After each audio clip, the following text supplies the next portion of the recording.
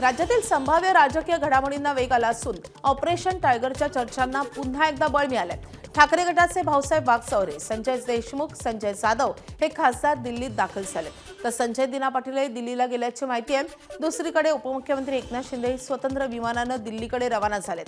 वेगळा गट स्थापन करण्याबाबत खासदारांकडून लवकरच दावा केला जाऊ शकतो अशी राजकीय वर्तुळात जोरदार चर्चा सुरू आहे। दरम्यान ठाकरे गटातही जोरदार हालचाली सुरू झाल्या असून अनिल देसाई, संजय राऊत आणि अरविंद सावंत हे संकट मोचकांच्या भूमिकेत सक्रिय झालेत आणि त्यामुळे उद्धव ठाकरे यांच्यासाठी आजचा दिवस राजकीयदृष्ट्या अत्यंत महत्त्वाचा मानला जातोय।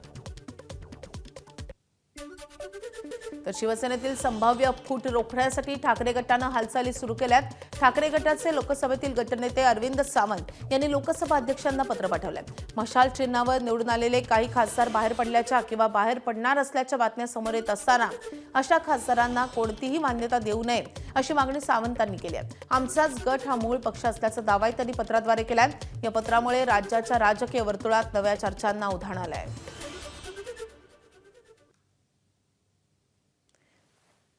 तर पत्रामध्ये काय म्हटलेलं आहे अरविंद सावंतांनी, आपण महत्त्वाचे मुद्दे पाहतोय।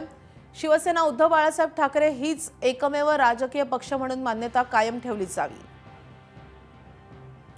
कोणताही निर्णय घेण्याआधी बाजू मांडण्याची संधी दिली जावी अशी देखील मागणी अरविंद सावंतांनी केली आहे। कायद्याने पक्षाला प्राप्त असलेले सर्व अधिकार पक्ष राखून ठेवतो, हे निवेदन अधिकृतपणे नोंदवून घेतलं जावं।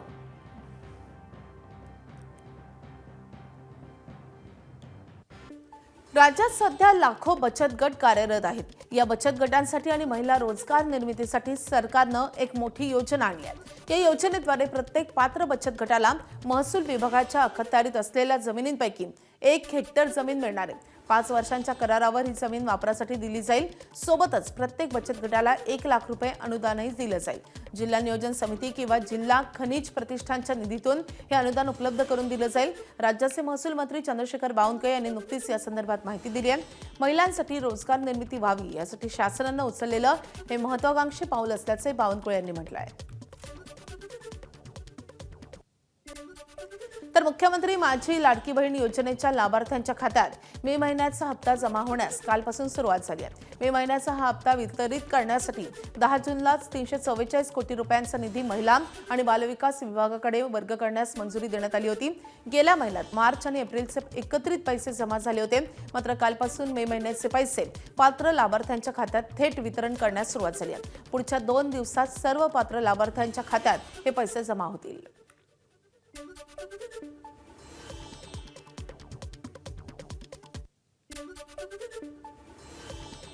ऑपरेशन टायगरवर उपमुख्यमंत्री एकनाथ शिंदेंना विचारणा केली असता शिंदेंनी मात्र उत्तर देणं टाळलंय। ऑपरेशन टाइगर चल रहा है, सुना 5 से 6 सांसद ऐसे हैं उनके जा सकते हैं। सर कुछ कहना चाहेंगे आप ऑपरेशन टाइगर के बारे में? कुछ कहना चाहेंगे? बहुत चर्चा है सर इसके बारे में, दिल्ली से लेकर महाराष्ट्र तक। दरम्यान भाजपच्या आमदार मंदा म्हात्रेंनी ऑपरेशन टायगर यशस्वी होईल असा मोठा दावा केलाय।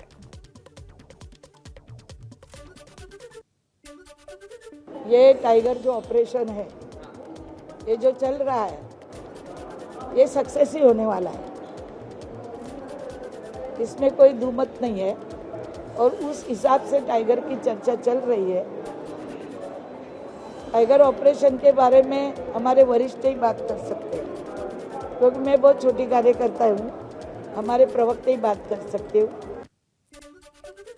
चंद्रपूर महानगरपालिका निवडणुकीत शिगेला पोहोचलेला धानोरकर विरुद्ध वडेट्टीवार यांच्यातला संघर्ष पुन्हा एकदा उफाळून आलाय। विशेष म्हणजे महापालिका निवडणुकांमध्ये आमच्या वादामुळे महापौर बसू शकलो नाही, हे आमचं दुर्दैव असल्याची कबुली आणि खंत खासदार प्रतिभा धानोरकरांनी दिली आहे। तरीही गटनेते पदानिमित्त वादाचा नवा अंक पाहायला मिळतोय। महापालिकेतील काँग्रेसचे गटनेते राजेश अडूर यांना हटवण्यासाठी धानोरकरांच्या निवासस्थानी बैठक बोलावण्यात आली आहे। वडेट्टीवार गटाचे 5 नगरसेवक धानोरगड गटात गेल्यामुळे धानोरकर गटाचं पारडं महापालिकेत जड झाल्याची चर्चा आहे। 5 नगरसेवकांनी गट बदलताच धानोरकर समर्थक नगरसेवकांची संख्या 15 वर पोहोचली, तर वडेट्टीवार समर्थक नगरसेवकांची संख्या 12 वर आली आहे आणि त्यामुळे वडेट्टीवार समर्थक असलेल्या राजेश अडूर यांना गटनेते पदावरून हटवण्यासाठी धानोरकर गटानं जोरदार हालचाली सुरू केल्या आहेत। भाजपच्या विरोधात म्हणून सगळ्या लोकांनी काँग्रेसला निवडून दिलं आणि एवढ्या मेजॉरिटीनं सगळे नगरसेवक निवडून आले, पण कुठंतरी आमच्या अंतर्गत वादामुळे आम्ही त्या ठिकाणी महापौर बसवू शकलो नाही। हे पक्षाचं आणि आमचं दुर्भाग्य होतं, पण आता कुठंतरी या वादाला स्टॉप होऊन पक्षाचं काम हे चांगल्या पद्धतीने त्या ठिकाणी व्हावं आणि मला विश्वास आहे की जो कोणी नवीन या ठिकाणी गटनेता होईल तर 27 नगरसेवक जे भारतीय राष्ट्रीय काँग्रेस पक्षाचे आहे सगळ्यांना विश्वासात घेऊन महानगरपालिकेत या ठिकाणी सगळ्यात चांगला स्ट्रॉंग विरोधी पक्ष म्हणून चांगल्या पद्धतीनं काम नक्की करेल। नवी मुंबईमधल्या भाजपचा अंतर्गत वाद आता मुख्यमंत्र्यांच्या दरबारात पोहोचलाय। आमदार मंदा म्हात्रे यांनी मुख्यमंत्री देवेंद्र फडणवीसांची भेट घेतली आहे। यावेळी त्यांनी कालच्या कार्यक्रमात झालेल्या धक्काबुक्कीची तक्रारही मुख्यमंत्र्यांकडे केली आहे। 2014 मध्ये भाजपमध्ये येणारी मी पहिली व्यक्ती असल्याचं सांगत यांच्यामुळेच राष्ट्रवादी सोडावी लागल्याचा आरोपही त्यांनी मंत्री गणेश नाईक यांच्यावर केलाय। मुख्यमंत्र्यांनी संबंधितांना समज देणार असल्याचं आश्वासन दिल्याचे मंदा म्हात्रे यांनी म्हटलंय। 14 मध्ये देवाभाऊंना भेटली देवेंद्र फडणवीस साहेबांना, ते म्हणाले तुम्ही इकडे एवढा अन्याय सहन करण्यापेक्षा इकडे मी आली, माझ्या मागे परत ते आले आणि तीच परिकथा चालू आणि ते ठरलेलं असतं धक्काबुक्की करणं म्हणजे कार्यक्रमातून पळून जाईल, ते सगळीकडे ठरलेलं आहे। साहेबांना सगळं माहिती आहे आणि साहेब मला योग्य तो न्याय देत असतात। दरम्यान नवी मुंबईत कार्यक्रम पत्रिकेवरून झालेला वाद मुख्यमंत्र्यांच्या कानावर टाकल्याची माहिती मंत्री प्रताप सरनाईक यांनी दिली आहे। यावर माहितीमध्ये वाद नको अशा सूचना मुख्यमंत्र्यांनी दिल्याचं सरनाईक म्हणाले। नवी मुंबईत महापालिकेच्या एका कार्यक्रमातील निमंत्रण पत्रिकेत उपमुख्यमंत्री एकनाथ शिंदेंचं नाव नव्हतं आणि त्यामुळे शिवसेना आक्रमक झाली आहे। प्रशासनानं त्यामध्ये किंवा प्रशासकानं त्यामध्ये हस्तक्षेप करून प्रोटोकॉलनुसारच सगळ्या कार्यक्रम पत्रिका छापल्या पाहिजे अशा प्रकारच्या सूचना आम्ही केलेल्या आहेत। नाही, या संदर्भात आम्ही चर्चा केली आणि मुख्यमंत्र्यांच्या कानावरती गोष्ट घातलेली आहे। ह्या भविष्यामध्ये अशा काही घटना घडणार नाही याची दक्षता माननीय मुख्यमंत्र्यांनी घेण्याच्या संबंधितांना सूचना केलेल्या आहेत। राष्ट्रवादीच्या प्रमुख नेत्यांची रात्री उशिरा देवगिरी निवासस्थानावर बैठक पार पडली आहे। या बैठकीला सुनेत्रा पवार, पार्थ पवार, छगन भुजबळ, प्रफुल्ल पटेल उपस्थित होते। बैठकीत पक्षाची रिक्त पदे भरण्याबाबत तसंच फेरनियुक्त्या करण्याबाबत चर्चा झाल्याची माहिती आहे। पक्षाकडून महिला प्रदेशाध्यक्ष, युवक अध्यक्ष पक्ष नियुक्ती करण्यात येणार असून युवती अध्यक्षपदी फेरनियुक्ती करण्यात येईल। महिला प्रदेशाध्यक्षपदी वैशाली नागवडे, विद्यार्थी अध्यक्षपदी आकाश झांबरे, युवक अध्यक्षपदी निखिल ठाकरे यांची नियुक्ती होण्याची शक्यता आहे। प्रसिद्ध राजकीय रणनीतिकार प्रशांत किशोर यांनी सोमवारी राष्ट्रवादीच्या कोर कमिटीच्या नेत्यांसोबत देवगिरी निवासस्थानी बैठक घेतली आहे। 2019च्या निवडणुका डोळ्यासमोर ठेवून ही बैठक पार पडली आहे। या बैठकीला राष्ट्रीय अध्यक्ष सुनेत्रा पवार, कार्याध्यक्ष प्रफुल्ल पटेल, प्रदेशाध्यक्ष सुनील तटकरे, खासदार पार्थ पवार आणि मंत्री छगन भुजबळ उपस्थित होते। दरम्यान आज सकाळपासून आमदार आणि पक्षाच्या महत्त्वाच्या नेत्यांसोबत देखील प्रशांत किशोर यांनी देवगिरी निवासस्थानी चर्चा केली आहे। पक्षाच्या वर्धापन दिनानिमित्त पुढील 3 वर्ष प्रशांत किशोर राष्ट्रवादीचे राजकीय सल्लागार म्हणून काम पाहणार आहेत। नागपूरच्या नगरसेवकांचा प्रशिक्षण वर्ग उत्तनमधल्या रामभाऊ म्हाळगी प्रबोधिनीमध्ये होणार आहे। विधान परिषद निवडणुकीच्या पार्श्वभूमीवर आयोजित या वर्गात मुख्यमंत्री देवेंद्र फडणवीस नगरसेवकांना मार्गदर्शन करतील। आज संध्याकाळी मुख्यमंत्र्यांचं भाषण होणार असून विधान परिषदेसाठी नगरसेवकांचे धडे गिरवले जातील। तिकडे नाशिक विधान परिषद निवडणुकीत नवा ट्विस्ट आलाय। महायुतीचे अधिकृत उमेदवार नरेंद्र दराळे असले तरी बॅलेट पेपरवर प्रसाद हिरे आणि गोकुळ गीते यांची नावं कायम आहेत। मतांची फूट टाळण्यासाठी महायुतीनं नाशिकमधील 133 नगरसेवकांना भिवंडीमधल्या साया गार्डन रिसॉर्टमध्ये हलवलंय। महाविकास आघाडीकडून गोकुळ गीते यांना साथ देण्याची चर्चा असल्यानं या निवडणुकीकडे संपूर्ण राज्याचं लक्ष लागलंय। तर भिवंडीतल्या साया ग्रँड रिसॉर्टमध्ये दाखल झालेल्या नगरसेवकांची भेट घेण्यासाठी शिवसेनेचे खासदार नरेश म्हस्के आणि आमदार रवींद्र फाटक उपस्थित होते. हा केवळ शिवसेनेचा विभागीय मेळावा असून भेटीमागे कोणतेही राजकीय कारण नसल्याचं स्पष्टीकरण म्हस्के आणि उपनेते अजय बोरस्ते यांनी दिले. मात्र नाशिक विधान परिषद निवडणुकीच्या पार्श्वभूमीवर मतदार महायुतीच्या विरोधात जाऊ नयेत यासाठीच हा प्रयत्न असल्याची चर्चा आहे. आमचा एक छोटासा पक्षाचा मेळावा आहे विभागीय, याकरता आम्ही या ठिकाणी आलेलो आहोत. वकिली माघार घेतल्यानंतर सुद्धा नगरसेवक या ठिकाणी आलेले आहेत. विभागीय मेळावा आहे या ठिकाणी, याकरता आम्ही इथे आलेलो आहोत. नाशिक महापालिकेच्या निवडणुका झाल्या आहेत आणि विधान परिषदेची निवडणूक. या निवडणुकीत अनेक जण हे ज्याला आपण म्हणतो की नवीन नगरसेवक निवडून आले. महायुतीचे सर्व पदाधिकारी असतील, नगराध्यक्ष असतील, नगरसेवक असतील, यांनी एकत्र येऊन कुठेतरी दिलजमाई व्हावी.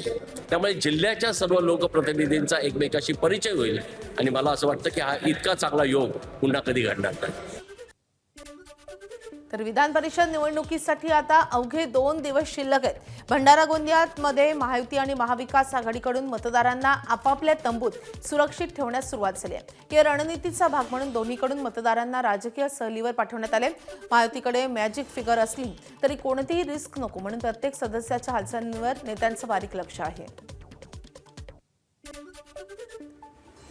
तर भंडारा गोंदियामध्ये भाजपने महायुतीच्या मतदारांना सुरक्षित स्थळी नेल्यानंतर आता काँग्रेसनेही आपल्या मतदारांना देवदर्शनासाठी पाठवलंय. काँग्रेसचे नेते मदन रामटेके यांनी आमच्याकडे मॅजिक करणारे नेते नाना पटोले असल्यानं विजय निश्चित असल्याचा दावा केलाय.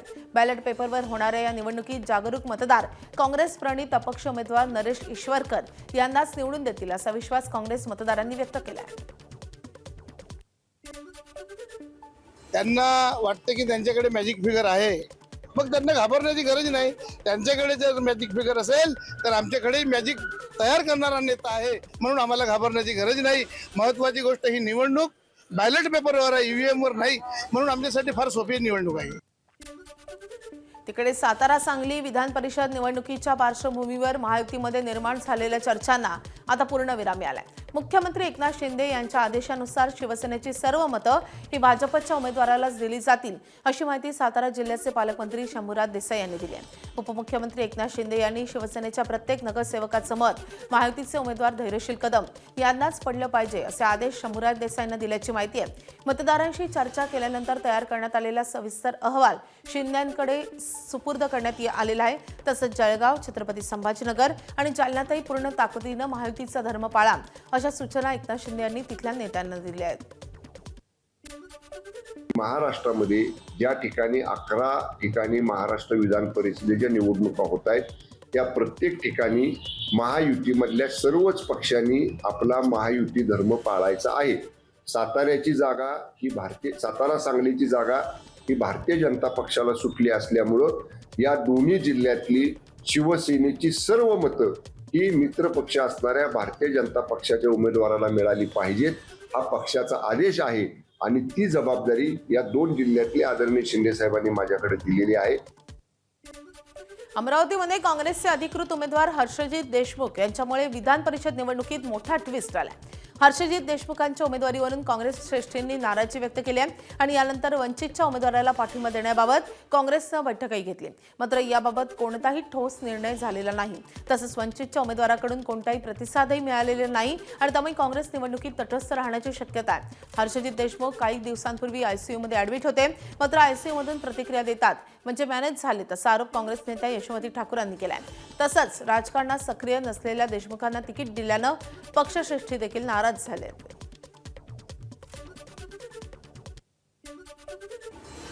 राज्यातील संभाव्य राजकीय घडामोडींना वेग आला असून ऑपरेशन टायगरच्या चर्चांना पुन्हा एकदा बळ मिळाले. ठाकरे गटाचे भाऊसाहेब वागचौरे, संजय देशमुख, संजय जाधव हे खासदार दिल्लीत दाखल झालेत, तर संजय दिना पाटील दिल्लीला गेल्याची माहिती आहे. वेगळा गट स्थापन करण्याबाबत खासदारांकडून लवकरच दावा केला जाऊ शकतो अशी राजकीय वर्तुळात चर्चा सुरू आहे. दरम्यान ठाकरे गटातही जोरदार हालचाली सुरू असून अनिल देसाई, संजय राऊत आणि अरविंद सावंत हे संकट मोचकांच्या भूमिकेत सक्रिय झालेत आणि त्यामुळे उद्धव ठाकरे यांच्यासाठी आजचा दिवस राजकीयदृष्ट्या अत्यंत महत्त्वाचा मानला जातोय. संजय राऊतांच्या ट्विटनं ऑपरेशन टायगरला पुष्टी मिळाली आहे. फुटण्यासाठी खासदारांना 15 कोटींची ऑफर दिल्याचा दावा संजय राऊतांनी केलाय. मात्र 15 कोटींची ऑफर धक्कादायक आणि घृणास्पद असल्याचं संजय राऊतांनी म्हटलंय. शिवसेनेतील संभाव्य फूट रोखण्यासाठी ठाकरे गटानं हालचाली सुरू केल्या आहेत. ठाकरे गटाचे लोकसभेतील गटनेते अरविंद सावंत यांनी लोकसभा अध्यक्षांना पत्र पाठवलंय. मशाल चिन्हावर निवडून आलेले काही खासदार बाहेर पडण्याच्या किंवा बाहेर पडणार असल्याच्या बातम्या समोर येत असताना अशा खासदारांना कोणतीही मान्यता देऊ नये अशी मागणी सावंतांनी केली आहे. आमचाच गट हा मूळ पक्ष असल्याचा दावाही त्यांनी पत्राद्वारे केलाय. या पत्रामुळे राज्याच्या राजकीय वर्तुळात नव्या चर्चांना उधाण आलंय. तर राज्यात सुरू असलेल्या या राजकीय घडामोडींवर राष्ट्रवादी काँग्रेस शरदचंद्र पवार पक्षाचे आमदार रोहित पवार यांनीही टीका केली आहे. सोशल मीडियावरील पोस्टमध्ये रोहित पवार यांनी बेरोजगारी, महिला सुरक्षा, ढासळलेली आरोग्य व्यवस्था, दुष्काळाची चिंता आणि पिण्याच्या पाण्याच्या प्रश्नांकडे लक्ष वेधलंय. एकीकडे राज्यातील नागरिक विविध समस्यांना सामोरे जात असताना दुसरीकडे आमदार खासदारांचा घोडेबाजार सुरू असल्याची टीका त्यांनी केली आहे. फुटणाऱ्यांना आणि फोडणाऱ्यांनाही लाच वाटली पाहिजे, अशांना जनतेनंच राजकीयदृष्ट्या फोडलं पाहिजे अशी प्रतिक्रिया रोहित पवारांनी दिली आहे. तर राष्ट्रवादीच्या प्रमुख नेत्यांची रात्री उशिरा देवगिरी निवासस्थानावर बैठक पार पडली आहे. या बैठकीला सुनेत्रा पवार, पार्थ पवार, छगन भुजबळ, प्रफुल्ल पटेल उपस्थित होते. बैठकीत पक्षाची रिक्त पदं भरण्याबाबत तसंच फेरनियुक्त्या करण्याबाबत चर्चा झाल्याची माहिती आहे. पक्षाकडून महिला प्रदेशाध्यक्ष, युवक अध्यक्ष पदनियुक्ती करण्यात येणार असून युवती अध्यक्षपदी फेरनियुक्ती होणार आहे. महिला प्रदेशाध्यक्षपदी वैशाली नागवडे, विद्यार्थी अध्यक्षपदी आकाश झांबरे, युवक अध्यक्षपदी निखिल ठाकरे यांची नियुक्ती होण्याची शक्यता आहे. प्रसिद्ध राजकीय रणनीतिकार प्रशांत किशोर यांनी सोमवारी राष्ट्रवादीच्या कोर कमिटीच्या नेत्यांसोबत देवगिरी निवासस्थानी बैठक घेतली. 2029च्या निवडणुका डोळ्यासमोर ठेवून ही बैठक पार पडली आहे. या बैठकीला राष्ट्रीय अध्यक्ष सुनेत्रा पवार, कार्याध्यक्ष प्रफुल्ल पटेल, प्रदेशाध्यक्ष सुनील तटकरे, खासदार पार्थ पवार आणि मंत्री छगन भुजबळ उपस्थित होते. दरम्यान आज सकाळपासून आमदार आणि पक्षाच्या महत्त्वाच्या नेत्यांसोबत प्रशांत किशोर यांनी देवगिरी निवासस्थानी चर्चा केली आहे. पक्षाच्या वर्धापन दिनानिमित्त नंतर आता पुढील 3 वर्ष प्रशांत किशोर हे राष्ट्रवादीचे राजकीय सल्लागार म्हणून काम पाहतील. नागपूरच्या नगरसेवकांचा प्रशिक्षण वर्ग आज उत्तनमधल्या रामभाऊ म्हाळगी प्रबोधिनीमध्ये पार पडणार आहे. विधान परिषद निवडणुकीच्या पार्श्वभूमीवर आयोजित या वर्गात मुख्यमंत्री देवेंद्र फडणवीस नगरसेवकांना मार्गदर्शन करतील. आज संध्याकाळी मुख्यमंत्र्यांचं भाषण होणार असून विधान परिषदेसाठी नगरसेवकांचे धडे गिरवून घेतले जातील. नाशिक विधान परिषद निवडणुकीत नवा ट्विस्ट आलाय. महायुतीचे अधिकृत उमेदवार नरेंद्र दराडे असले तरी बॅलेट पेपरवर प्रसाद हिरे आणि गोकुळ गीते यांची नावं कायम आहेत. मतांची फूट टाळण्यासाठी महायुतीने नाशिकमधल्या 133 नगरसेवकांना भिवंडीमधल्या साया गार्डन रिसॉर्टमध्ये हलवलंय. महाविकास आघाडीकडून गोकुळ गीते यांना साथ देण्याची चर्चा असल्यानं या निवडणुकीकडे संपूर्ण राज्याचं लक्ष लागलंय. तर भिवंडीमधल्या साया ग्रँड रिसॉर्टमध्ये दाखल झालेल्या नगरसेवकांची भेट घेण्यासाठी शिवसेनेचे खासदार नरेश म्हस्के आणि आमदार रवींद्र फाटक हे उपस्थित होते. हा केवळ शिवसेनेचा विभागीय मेळावा असून भेटीमागे कोणतीही राजकीय कारण नसल्याचं स्पष्टीकरण म्हस्के आणि उपनेते अजय बोरस्ते यांनी दिलंय. मात्र नाशिक विधान परिषद निवडणुकीच्या पार्श्वभूमीवर मतदार महायुतीच्या विरोधात जाऊ नयेत यासाठीच हा प्रयत्न असल्याची चर्चा आहे. आमचा एक छोटासा पक्षाचा मेळावा आहे विभागीय, याकरता आम्ही या ठिकाणी आलेलो आहोत. गोकुळ गीतेने माघार घेतल्यानंतर सुद्धा नगरसेवक या ठिकाणी आलेले आहेत. विभागीय मेळावा आहे या ठिकाणी, याकरता आम्ही इथे आलेलो आहोत. नाशिक महापालिकेच्या निवडणुका झाल्या आहेत आणि विधान परिषदेची निवडणूक, या निवडणुकीत अनेक जण हे ज्याला आपण म्हणतो की नवीन नगरसेवक निवडून आले. महायुतीचे सर्व पदाधिकारी असतील, नगराध्यक्ष असतील, नगरसेवक असतील, यांनी एकत्र येऊन कुठेतरी दिलजमाई व्हावी. त्यामुळे जिल्ह्याच्या सर्व लोकप्रतिनिधींचा एकमेकाशी परिचय होईल आणि मला असं वाटतं की हा इतका चांगला योग पुन्हा कधी घडणार नाही. तर विधान परिषद निवडणुकीसाठी मतदानाला अवघे 2 दिवस शिल्लक आहेत. भंडारा गोंदियामध्ये महायुती आणि महाविकास आघाडीकडून मतदारांना आपापल्या तंबूत सुरक्षित ठेवण्यास सुरुवात झाली आहे. या रणनीतीचा भाग म्हणून दोन्हीकडून मतदारांना राजकीय सहलीवर पाठवण्यात आले. महायुतीकडे मॅजिक फिगर असला तरी कोणतीही रिस्क नको म्हणून प्रत्येक सदस्याच्या हालचालींवर नेत्यांचं बारीक लक्ष असेल. तर भंडारा गोंदियामध्ये भाजपनं महायुतीच्या मतदारांना सुरक्षित स्थळी नेल्यानंतर आता काँग्रेसनेही आपल्या मतदारांना देवदर्शनासाठी पाठवलंय. काँग्रेसचे नेते मदन रामटेके यांनी आमच्याकडे मॅजिक करणारे नेते नाना पटोले असल्यानं विजय निश्चित असल्याचा दावा केलाय. बॅलेट पेपरवर होणाऱ्या या निवडणुकीत जागरूक मतदार हे काँग्रेस प्रणित अपक्ष उमेदवार नरेश ईश्वरकर यांनाच निवडून देतील असा विश्वास काँग्रेसच्या मतदारांनी व्यक्त केलाय. त्यांना वाटतं की त्यांच्याकडे मॅजिक फिगर आहे, मग त्यांना घाबरण्याची गरज नाही. त्यांच्याकडे जर मॅजिक फिगर असेल तर आमच्याकडे मॅजिक तयार करणारा नेता आहे, म्हणून आम्हाला घाबरण्याची गरज नाही. महत्त्वाची गोष्ट ही निवडणूक बॅलेट पेपरवर आहे, EVM वर नाही, म्हणून आमच्यासाठी फार सोपी निवडणूक आहे. पावसाळ्यात अर्धा जून महिना कोरडा गेल्यानंतर आज वाशिम शहरात मान्सूनपूर्व पावसानं हजेरी लावली आहे आणि यामुळे वातावरणात गारवा निर्माण झाला होता. काल दुपारच्या सुमारास जोरदार वादळी वाऱ्यासह जोरदार पाऊस झालाय. मृग नक्षत्रामधील पडणारा हा पाऊस महत्त्वाचा असून बळीराजा या पावसाकडे आस लावून बसलाय. जवळपास 20 मिनिटं हा मान्सूनपूर्व पावसाच्या सरी कोसळल्या आहेत. तिकडे गोंदिया जिल्ह्यात उन्हाचा कडाका कायम आहे. काल सकाळपासूनच कडक ऊन असून जिल्ह्याचं तापमान 42°C नोंदवलं गेलंय आणि या उकाड्यामुळे नागरिक हैराण झालेत. कडाक्याच्या उन्हामुळे दुपारच्या सुमारास गोंदिया जिल्ह्यातील रस्ते निर्मनुष्य झाल्याचं चित्र होतं. कोल्हापूर जिल्ह्यातील नांदणी मठातील महादेवी हत्तीच्या पुनरागमनाचा मार्ग आता मोकळा होतोय.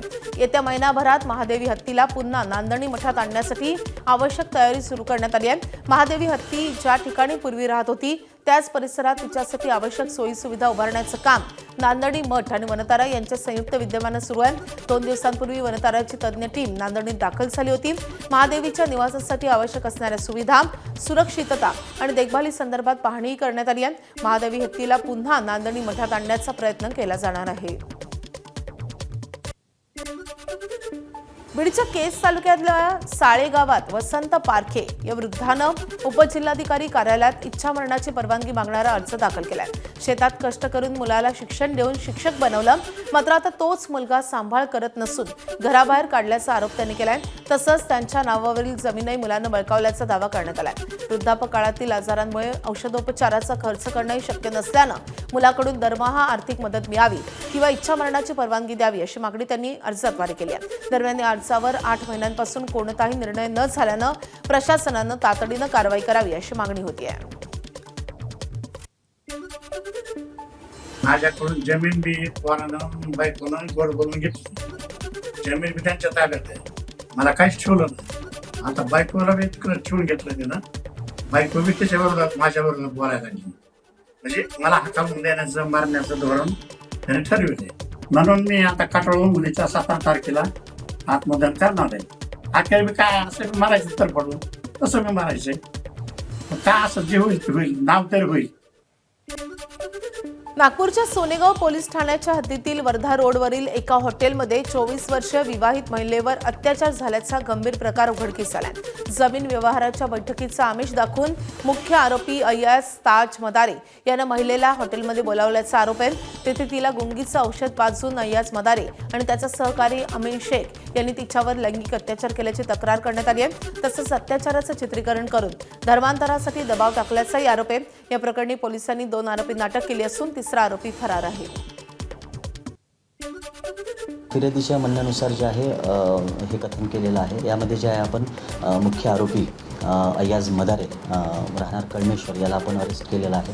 त्याचबरोबर जे आहे त्याला सहकार्य करणारा त्याचा मित्र याला सुद्धा अमीन शेख नावाचा याला सुद्धा आपण या ठिकाणी जे आहे अरेस्ट केलेलं आहे. आणि आपल्या याच्यामध्ये जे आहे जे फिर्यादीचं म्हणणं आहे, जे पीडितेचं म्हणणं आहे, त्या अनुषंगाने जे आहे आपण सखोल तपास जो आहे तो वरिष्ठांच्या मार्गदर्शनामध्ये सुरू आहे. इस तरह से हमारी भारतीय सेना में तैनात एक सैनिक उसकी पत्नी को लव जिहाद के झांसे में फंसाकर उसका धर्म परिवर्तन करके निकाह करना, ब्लैकमेलिंग करना, जानकारी हमने पुलिस को दी तो उन्होंने कार्रवाई की.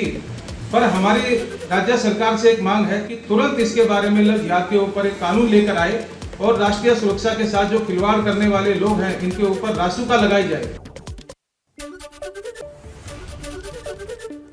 अभिनेत्री संचिता उगलेच्या मृत्यूचं गूढ अधिकच वाढलंय. कुटुंबियांनी मानसिक छळ आणि पैशांची मागणी होत असल्याचा गंभीर आरोप केला होता. ती काही दिवसांपासून तणावात होती आणि घरात एकटी असतानाच ही दुर्दैवी घटना घडली आहे. सहकलाकार किंवा परिचित व्यक्तीकडून दबाव असल्याचा संशय कुटुंबियांनी व्यक्त केला असून दोषींवर कठोर कारवाईची मागणी केली.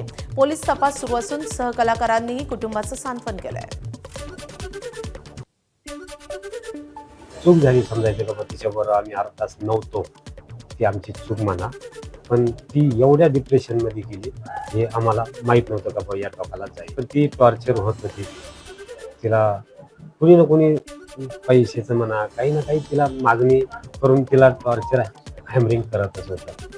कुठल्याही बाबतीत होतच होतं. म्हणजे ते आता मी स्पष्ट होईलच ते मागं पुढं, पण निश्चित होत होतं. माझी मुली काय आणि भारतातल्या मुली काय सर्व माझ्याच मुली आहे. माझ्या मुलींना न्याय मिळावा, भारतातल्या मुलींना, माझ्या एका मुलीला नाही, माझ्या सर्व भारतातल्या मुलींना न्याय मिळाला पाहिजे. तर संचिता उगले आत्महत्या प्रकरणात साजन घर या मालिकेतील सहकलाकार उज्ज्वल शर्माचं नाव समोर आलंय. उज्ज्वल संचिताचा छळ करत होता, पैसे घेऊन परत करत असताना अपमानास्पद बोलत होता असे मेसेज उघड झालेत आणि त्याच्या त्रासामुळे संचिता नैराश्यात गेली होती आणि तिने मालिका सोडण्याचा निर्णय घेतला होता असा आरोप कुटुंबियांनी केलाय. घटनेनंतर उज्ज्वलनं कुटुंबाशी संपर्क साधलेला नाही. दोघांमधील संबंधांचे सत्य समोर यावं यासाठी नातेवाईकांनी निष्पक्ष चौकशीची मागणी केली आहे. रायगडच्या रोहा तालुक्यातल्या निडी गावात एक धक्कादायक घटना घडली आहे. प्रेमसंबंधात प्रियकरानं प्रेयसीची हत्या करत गळफास घेऊन आत्महत्या केली आहे. रोहित पाटील आणि तन्वी ताडकर यांच्यात प्रेमसंबंध होते. मुंबईला स्थलांतरित झालेल्या एका कुटुंबाच्या बंद घराची साफसफाई करण्यासाठी दोघे गेले होते. त्यावेळी त्यांच्यात काही कारणावरून शाब्दिक वाद झाला. हा वाद इतका टोकाला गेला की संतापाच्या भरात रोहित पाटील याने तन्वी ताडकरची हत्या केल्याचा प्राथमिक अंदाज आहे आणि त्यानंतर रोहितनंही त्याच ठिकाणी गळफास घेत आत्महत्या केली आहे. या प्रकरणाचा पुढील तपास रोहा पोलीस करत आहेत. निडी गावामधले हे दोघं राहणारे आहेत. त्यांचं प्रेम प्रकरण होतं. त्या संदर्भात त्या दोघांचे आपसात काही वाद असतील, त्यामुळे ते एकमेकांना भेटले आणि तेव्हा ते त्यांच्या वादाचं रूपांतर रागात झालं. रागातून मग त्यांनी तिचा नायलॉनच्या दोरीने गळा आवळला आणि त्याच्यानंतर परत त्यांनी त्याच घरामध्ये पंख्याला त्याच नायलॉनच्या दोरीने गळफास लावून स्वतःलाही संपवलेला आहे.